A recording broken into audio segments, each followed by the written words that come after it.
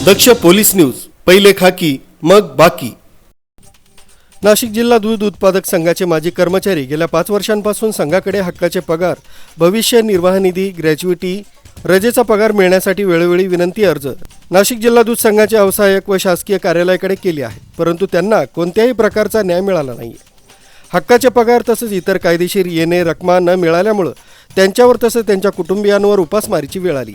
तसंच त्यांची मुलं शिक्षणापासून वंचित राहत आहेत, तसंच बेरोजगार झालेली आहेत। नाशिक जिल्हा दूध उत्पादक संघाच्या माजी संचालकांनी वेतन, भविष्य निर्वाह निधी, ग्रॅच्युइटी न दिल्यामुळे अन्याय झाला आहे। संघाच्या माजी संचालकांनी शासकीय योजनेत भ्रष्टाचार करून शासनाची तसंच आमच्या थकीत रकमा देण्यापासून जाणीवपूर्वक अन्याय करून वंचित ठेवला आहे।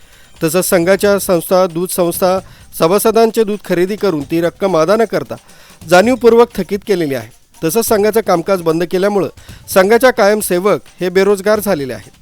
तसंच पर्यायाने दूध उत्पादक शेतकरी यांच्यावर फार मोठ्या प्रमाणावर अन्याय होऊन जवळपास दूध खरेदी रक्कम रुपये 1 कोटीपेक्षा जास्त रकमा देणं बाकी जाणीवपूर्वक ठेवलेले आहे। तसंच कर्मचाऱ्यांची 1.5 कोटीपेक्षा जास्त रकमा थकीत ठेवल्या आहेत। काही व्यापाऱ्यांच्या दूध खरेदीच्या रकमा अद्याप देण्यात आल्या नाहीत, त्यामुळे कर्मचाऱ्यांवर दूध उत्पादक संस्थांवर अन्याय झाला।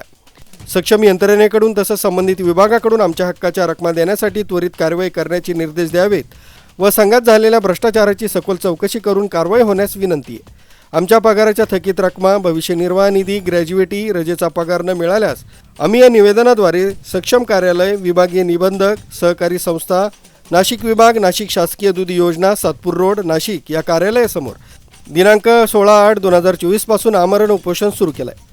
तरी आमच्यावर झालेल्या अन्यायास न्याय द्यावा अशी विनंती करीत आहोत, असे माजी सभागृह नेते दिनकर पाटील यांनी यावेळी सांगितले। नाशिक जिल्हा सहकारी दूध उत्पादक संघाचे माजी कर्मचारी यांचा थकीत वेतन बरोबर भविष्य निर्वाह निधी, ग्रॅच्युइटी, रजेचा पगार हे मिळाले नसल्यामुळे त्यांनी आज 4 दिवसापासून या ठिकाणी उपोषण सुरू केलेले आहे।